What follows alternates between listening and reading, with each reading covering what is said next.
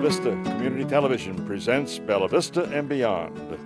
Today our hosts are Nancy Noyes and Mike Cleary, and we will be talking about our Ozark Community Hospital and our own BV Community TV volunteers. And now to the studio for our program. Hello, Nancy. Hi, Mike. I'm Mike Cleary. I'm the co-host with Nancy Noyes for Bella Vista and Beyond. We're going to have a great show this morning, and looks like you're all ready with your guests, so I'll leave you to it. Thank you, Mike. COVID-19 has been on our minds for well over a year now, and many people are just tired of it. We're pleased to have Corene Crawhorn as our guest. She is a nurse at the Ozark Community Hospital. Corene, could you tell us a little bit about your work? Well, thank you for having me, Nancy. I'd be pleased to do that. I've been a nurse since 1977, graduated from Purdue in Indiana, and my journey has taken me here to take care of my parents, so I decided to go and check into a hospital.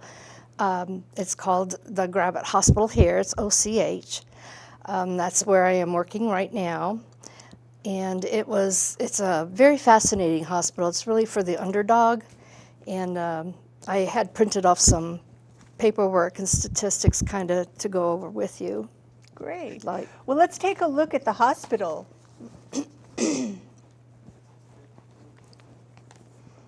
Okay, OCH. This is the one that's in Gravitt, Arkansas. There is also one in Missouri, in Springfield. And this one has been opened in 1950. It originally was opened as a 14-bed hospital. And its name was Gravitt Medical Center at that time. So it has changed through the years. Many people remember being born there. And a lot of times my patients will come in and say, hey, I was born here, which is interesting. But with its history, in 1970, it became known as, in 2005, it became known as the OCH Hospital, and it had 35 employees and 45 beds then, at that time. At this point in 2008, it became a 25 critical bed access hospital, and today it has more than 350 employees. So it has really evolved a lot. It has skilled nursing there and wound care and respiratory lab, a full department with pharmacy and therapies. It also has the vaccination clinic that is going on with the COVID now, and we have taken care of COVID patients. Great. Well, let's take a look at you in your riot gear, as it were. Yes, here is me getting ready to enter into a negative pressure room with a COVID patient, and in this certain area we go in and we get dressed up into our little PPE equipment that we have to wear, which consists of a gown, mask. Sometimes we have a facial guard that we have to wear, helmet. It looks almost like a welding helmet. And of course shoe covers and a hat. And as we enter into that negative pressure room to take care of that one person that has been diagnosed with COVID, then the air pressure, it is filtered through real fine filters so that viruses cannot spread. And that's the reason why the isolation for that. Excellent. And then as we come out, then we take off our equipment and get rid of it and then wash up. And then we go out of that little section into this area. And then from there we can do our charting or our med pass. And then we go out into the halls. So it's a very time-consuming, I'm going to say, process to take care of COVID patients. Excellent. Well, let's take a look at the next picture. This is a hallway. This is on the 3rd floor.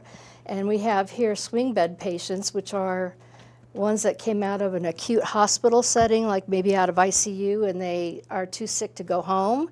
So they're transferred here, and they get skilled nursing care. Each one of our rooms we try to keep single patients in them.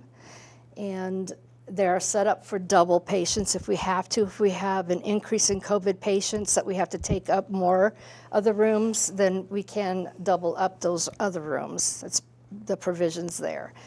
But we don't like to do so. And here is the isolation cart that we have on the outside in the hallway, which consists of everything that we have to put on before we go into the negative pressure room. And there I am, charting medications or whatever else I had to chart on. Again, this is part of the negative pressure room. It's the middle room that we can go into and get rid of our garments and put on our garments, sanitize, and then do our charting.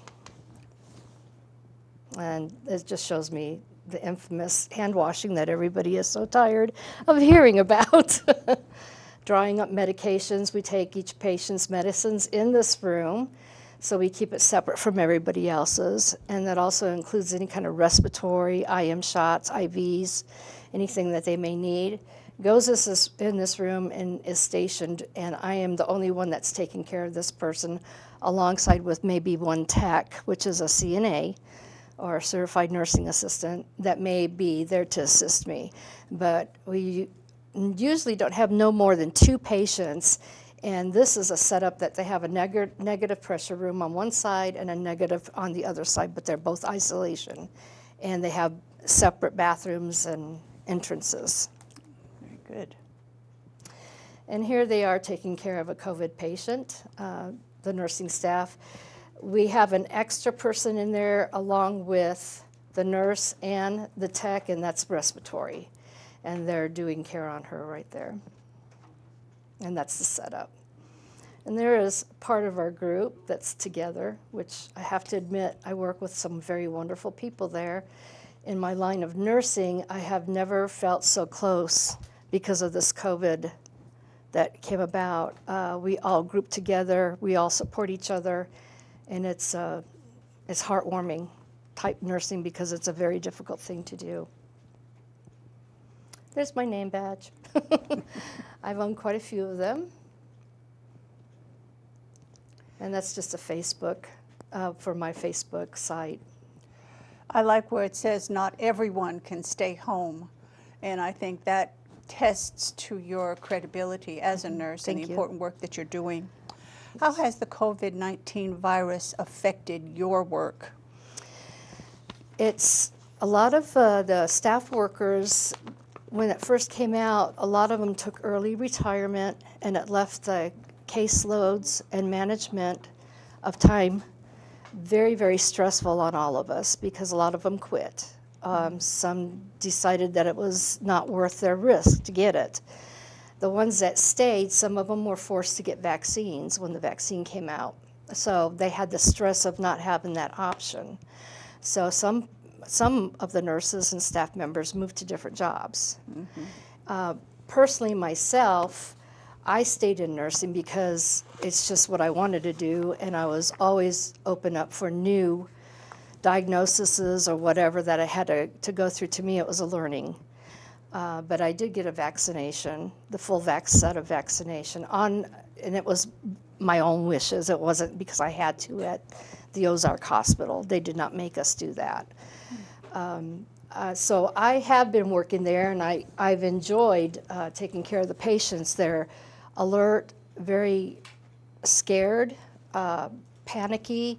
Sometimes you become their family. So you have to sit with them and talk to them and really reassure them. You become their spokesperson to the doctor and to the family members since they can't come up to see them. No one is allowed in the rooms when you're in the negative pressure rooms except for those that are employed at the hospital. And they're in that isolation for 14 days or longer, depending if their symptoms last. What exactly does COVID do to the body? COVID is an acute respiratory disease. It's a virus, and it's constantly changing. And what it does is it prevents the mucus in your lungs from going up and down and keeping your lungs moist. Your lungs have to stay moist in order to function for the transfer of your oxygen into your blood. And that oxygen then from your bloodstream, it goes to all your organs, and that's what keeps your organs alive, very simply put. When you have COVID, what it does is it stagnates that mucus, and it stagnates in the bottom, and you get a respiratory disease where you can't cough up all the mucus and that virus, and then your oxygen level starts to go down and your organs die. And so you're put on oxygen. Sometimes if it's a very severe infection, then you no longer have the strength to breathe, and your heart's pumping very, very hard to get the oxygen to your organs. So it depends on what you've got going with you, like a comorbidity, you've heard of that a lot, or pre-existing condition. It can affect those organs that you have very, very severely. So that's why some people have no symptoms and others have symptoms, or mild ones, and then some, they die, and that's very, very sad. And so since that virus is constantly changing, then that vaccine is only good for that virus that we are aware of, and we're still learning so much about it, like the Delta virus now. Speak a little bit about the Delta virus. I know that that is an extremely virulent variant of the disease. It is. The first case of it was in India this year, and now in the United States it's in the 50 states. An article I had read recently on it said that 25% of the new cases are the Delta virus, and those that didn't get the vaccine are the ones that are getting it. A lot of them are the younger people, and there are ones that didn't get the full vaccine with the 2 shots, and they're above 50. So really, if you don't take your vaccine, it's a matter of choice, yes, but it's also a matter of safety for yourself and your family. What is the most difficult experience that you've had with the virus in your hospital? Took care of a man recently that was in his late 30s. He was on a ventilator in an acute care hospital. He came to our place for therapy. He never got off of, he had a trach put in. He never got off of oxygen. He was paralyzed pretty much with it because of his organs. He couldn't feed himself. He could not move. He was what we call total care. He had a wife and children. He had been sick with it for about 6 months, and we were hoping that he would recover. The family called every night and said, "Dad, we love you," and we had to give him that message. We don't know his awareness, if he even heard us or not, but he finally did die, and it broke all of our hearts because we worked so hard with him. We had some kind of hope that he would make it, even though maybe being in wheelchair the rest of his life. And it was a sudden death, but it was also just horrible to call the wife and tell her that. And of course, you couldn't visit in the hospital room at that time, No, right? no, they couldn't. That is tragic. So how many of your patients have recovered from the COVID virus? By the time they come to us, they're usually in rehab, or they have just been diagnosed in the hospital, in the emergency room there. And they go right to the negative pressure room. They get their care. Now from there, they can either get better with their symptoms, or they do get worse, and then we can send them out to an acute care hospital if they need like a ventilator or more care. And I was going to say that probably the ones that I've seen, we've probably had 4 or 5 deaths there since November that I was working, and I'm going to say maybe about 80% that went home or to another hospital if they needed it. What side effects do people mostly have if they recover? It varies. It depends on if the other ones have pre-existing problems. They have the loss of hearing and also the loss of taste. Some are very dizzy. Some develop, of course, the very shortness of breath, very, very weak, very, very tired, very winded. If they recover from it, I've heard of complaints that walking to the mailbox just makes them so winded that they have to sit down. And this is in younger people. And I myself had COVID in October, and even today I will have a fast heart rate at times, and I know that when I go out and work in my garden, I'm exhausted after 10, 15 minutes and I have to sit down. So living testimony that this was a very serious thing here. And I even had 2 tests before I had been confirmed that I had the COVID on the same day. Oh, gosh, wow. Well, moving forward, what advice do you have for people in general about health care? The healthcare industry is so stressed right now. I would suggest that people listen and give a lot of empathy, a lot of compassion. We are told that we have to keep things quiet, we have to have patient privacy. So a lot of times we don't come home and we don't vent or talk about what we went through at work, but we still have to have that compassion to carry on with our job. Right. And because COVID has caused such a diversity amongst families and in the medical profession and the political system, the medical people are kind of quiet. They suffer with the patients and the families. And so giving compassion to the medical people is so much needed because they are very strained, they're very tired, they're very downtrodden. And they also feel sometimes that they have the pressure of being defensive because we walk in their shoes, we do the care, we see what happens, and it is real to us. And trying to explain that to someone that thinks it's just a joke, or another patient that's going to go out to a party and then they come back in and they say, oh, I can't believe that, I just thought it was a joke, and his brother died, and then you have to console him. And then he gets very sick and starts hemorrhaging, and it's like, you can't say we told you so. Right. So nurses have to keep their mouths shut a lot. But we take the walking brunt of it for the emotions. It really is difficult. Wow. Well, what about continuing to wear masks? It seems like what you're suggesting is that people, even if they've had the virus, should continue to wear their masks. I think with this disease being so new and changing all the time, that there's not enough to do as a preventive measure with hand washing, wearing your mask, and so forth when it comes to life and death of one person. So if you want to protect yourself and you love others, you're going to do what's right. You're not going to be selfish. But everybody has an opinion, and everybody has to be respected for that too.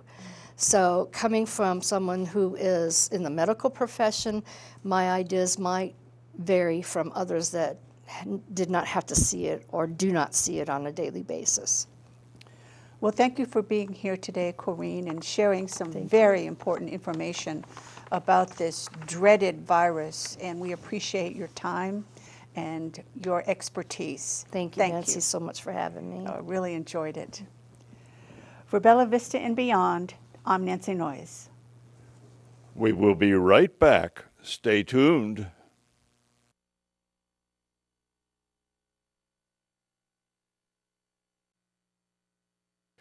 Welcome back. Here are our hosts, Nancy and Mike. Hi, Mike. Great to see you back here. I'd like to talk about your other show, Happy New You. I think that is a wonderful show, and I'd like to know, how did you get your inspiration for that show? And could you tell us a little bit about it? Happy New You is another program that I have here on Bella Vista Community Television, and it started out with a book that I wrote titled, not surprisingly, Happy New You. I've been a keynote speaker and also a guest speaker at many churches and organizations throughout the years, and I compiled a lot of these talks that I gave into a book that has about 30 chapters in it, and each one is a little inspirational message or motivational topic. And I talked to Steve Little, the producer of several shows here at Bella Vista Community Television. He said, that would be a great show, Happy New You. And one of the original things of that show is I also have my original songs that I write for every single episode. Hopefully they match with the topic, but that's the hardest part of the show, is coming up with original songs for every episode. Well, it's one of my favorite shows of all of the shows that we do here at Bella Vista Community Television. Is your book still available for purchase, and where could someone get it if they wanted it, like I do? It's called Happy New You. It's available on Amazon, and it's by Mike Cleary. I have a little snippet of one of the programs that I've done here on the Bella Vista Community Television, of one of the programs, Happy New You, of a little bit of a talk and a little bit of the songs we can preview right now. All right, let's do it.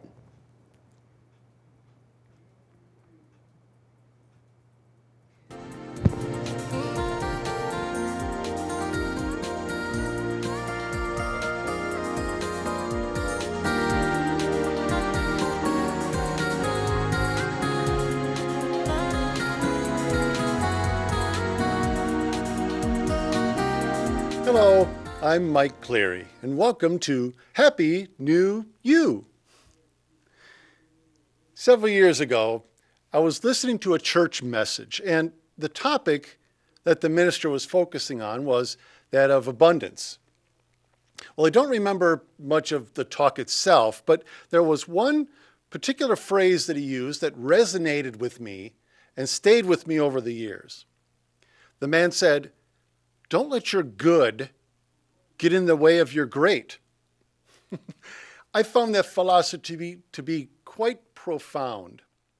Don't let your good get in the way of your great. All too often, we latch on to that which is comfortable and familiar because it's something we like. And we tell ourselves, there's no point in looking any further. I sometimes have to laugh when I would go to a restaurant with a friend who would say, "I always order the same thing because I know what I like." Causes me to wonder, how did he discover that he liked that particular item to begin with? He had to take a chance and order it the first time.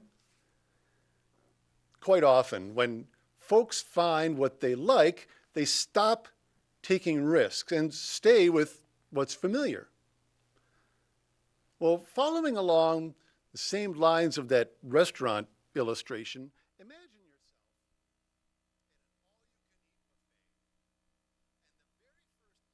at an all-you-can-eat buffet, and the very first item, seeking riches, to gather great wealth, why they may, and all that glitters that gold, or so I've been told. Don't ignore how you're blessed with this day. How can you measure prosperity? The answer's quite simple, you see. Good health, fine friends, and great memories, that's riches aplenty for me. You can spend your life making a living. Who decides when enough is enough? Well, I don't have much money, and you may find it funny, but I value this day more than stuff. So how do you measure prosperity?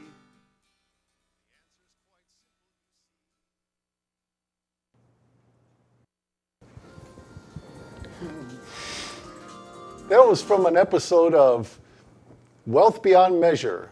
And the songs, of course, are all original songs. It can be viewed several different times on several different days here at Bella Vista Community Television. Everybody here at Bella Vista Community Television wears multiple hats. I host several shows. I'm also behind the camera sometimes or in the studio. We have volunteers that do multiple tasks. One of our volunteers has been with us many years, Aiden McCulley. I'd like to interview Aiden a little bit about how did you get involved with becoming a volunteer here at the community television? Well, I've always been really interested in film, and the TV station, I've been here quite a while, over 5 years now, I think. And it was originally, I stumbled into the station on like a Thursday when we're not normally open to go to the computer club meeting. And there was just somebody here and he said, "Hey, you should stop by on next Wednesday." And I just kept showing up. And so that's how I started. So you're a cameraman and you're also in the studio and that. you get put in charge of some of the things that you've never done before. Yeah. I've done most of the stuff you can do here now, but I like to be the backup guy. You know, whatever you need me on, I can be there. Some people are intimidated because when you tell them television studio, they're like, I don't want to be in front of the camera. Well, not everybody's in front of the camera. And so what would you tell somebody who kind of intimidated a little bit about being involved in a television studio? Well, you don't need to know anything. I was like 11 or 12 years old when I first started coming, and they just put me in the back on sound. I mean, if you want to learn something, it's pretty easy to do. Mm-hmm. And you know that a lot of people here are volunteers, and everybody here does multiple tasks like you do. Have you been challenged at doing some things that you didn't think you would be able to do? Well, yeah. With the directing and such, I've been a backup director for some of the shows, and it all just comes with practice. Mm-hmm.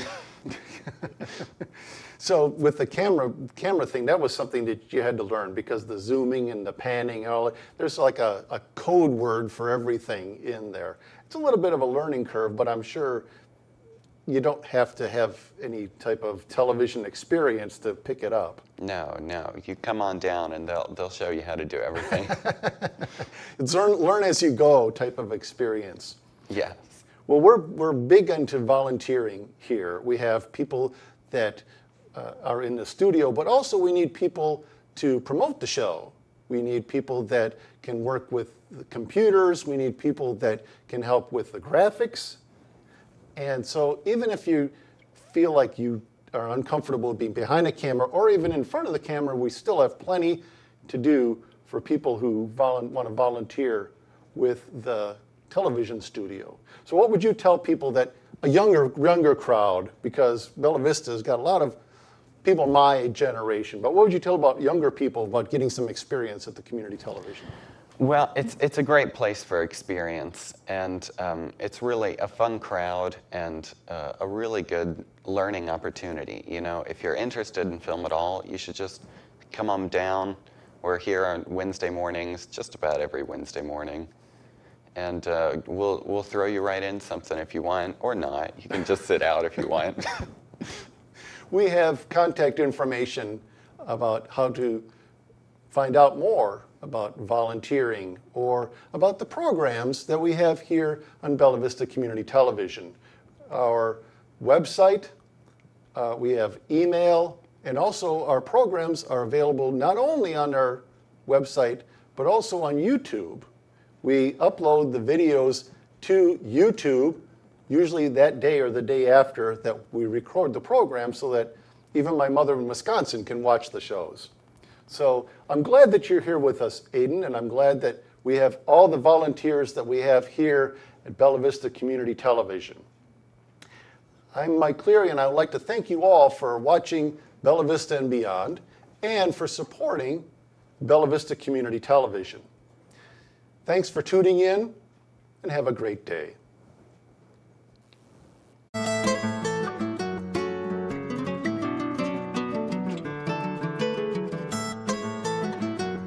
Thursday, Friday, and Saturday at various times. You may also view this program on YouTube.com by going to Bella Vista TV.